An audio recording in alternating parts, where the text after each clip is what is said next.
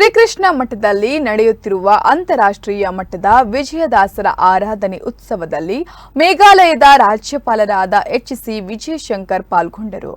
ಶ್ರೀಕೃಷ್ಣ ಮುಖ್ಯ ಪ್ರಾಣರ ದರ್ಶನಗೈದ ರಾಜ್ಯಪಾಲರು ಗೀತಾ ಮಂದಿರದಲ್ಲಿ ಪೂಜ್ಯ ಪರ್ಯಾಯ ಶ್ರೀಪಾದರ ಅನುಗ್ರಹ ಪ್ರಸಾದವನ್ನು ಪಡೆದು ಪೂಜ್ಯ ಶ್ರೀಪಾದರ ಜಾಗತಿಕ ಮಟ್ಟದ ಧಾರ್ಮಿಕ ಆಂದೋಲನ ಕೋಟಿ ಗೀತಾ ಲೇಖನ ಯಜ್ಞದ ದೀಕ್ಷೆಯನ್ನು ಪಡೆದು ಕರ್ನಾಟಕದ ಹರಿದಾಸರ ಬಗ್ಗೆ ವಿಶೇಷ ಆಸಕ್ತಿಯನ್ನು ಹೊಂದಿರುವ ಮಾನ್ಯ ರಾಜ್ಯಪಾಲರು ಉಡುಪಿಯ ಪ್ರಸಿದ್ಧ ಕನಕನ ಕಿಂಡಿಯ ಮೂಲಕ ಶ್ರೀಕೃಷ್ಣ ದರ್ಶನವನ್ನು ಪಡೆದು ಭಕ್ತ ಕನಕದಾಸರ ವಿಗ್ರಹಕ್ಕೆ ನಮಿಸಿದ್ದಾರೆ.